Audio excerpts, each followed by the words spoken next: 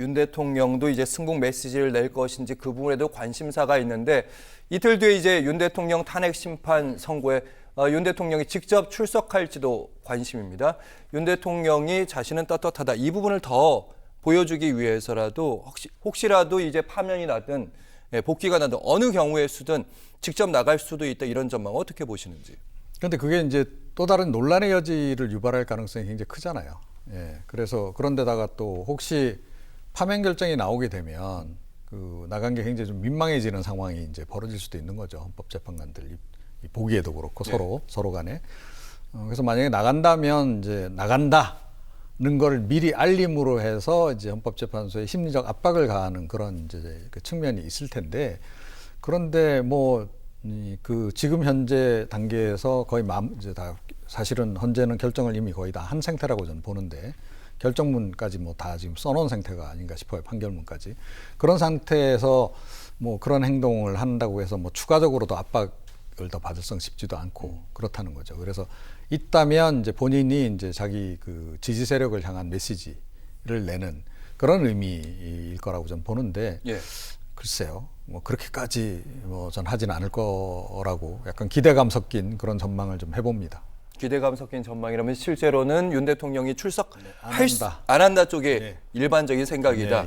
또 윤 대통령이 어떤 선택을 할지는 저희가 알 수 있는 부분은 아니니까 거기다가 최근에 보니까 이제 윤 대통령이 만드는 새로운 대한민국에 대해서 관련된 책이 하나 나왔습니다. 윤 대통령의 멘토로 알려졌던 심평 변호사 있고요. 김기현, 나경원 의원까지, 윤상현 의원까지, 그리고 최근에 유명한 전한길 씨까지.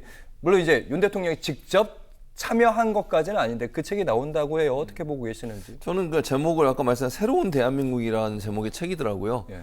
본인이 지금 탄핵, 물론 뭐 어떻게 될지 모릅니다. 뭐 결과는 알 수 없지만 탄핵 심판을 받고 있는 대통령이 쓰는 책의 제목으로는 대단히 부적절하다. 새로운 대한민국이라뇨. 뭐 취임합니까 지금? 그 무슨 새로운 대한민국이라고 하면 뭔가 좀 새로운 취임을 하거나 새로 뭘 시작하는 사람이 해야 될 일인데 물론 뭐 본인 입장에서는 돌아와서 뭔가 하고 싶은 열망 이런 걸 담아서 그렇게 책 제목을 적었는지 모르지만 지금 새로운 대한민국이 문제가 아니고요. 망가진 대한민국 책임이나 좀 졌으면 좋겠어요. 개인적으로. 그래서 그런 부분들을 책을 낸다고 해서 아니 책을 내면 보통 이제 뭐 물론 일반 작가들이라 그렇지만 정치인들 책을 낼 때는 새로운 뭐 출마를 하거나 뭐 이럴 때 주로 내잖아요. 그런데 왜 본인이 책을 내는지 잘 이해를 못 하겠습니다. 물론 여러 사람과 함께 쓰는 것이긴 하지만요. 지금 상황에서 저런 책을 내면서 보니까 87 체제 뭐 그다음에 그 좌파 이런 부분들의 비판적인 내용들이 좀 많이 들어있는 것 같아요.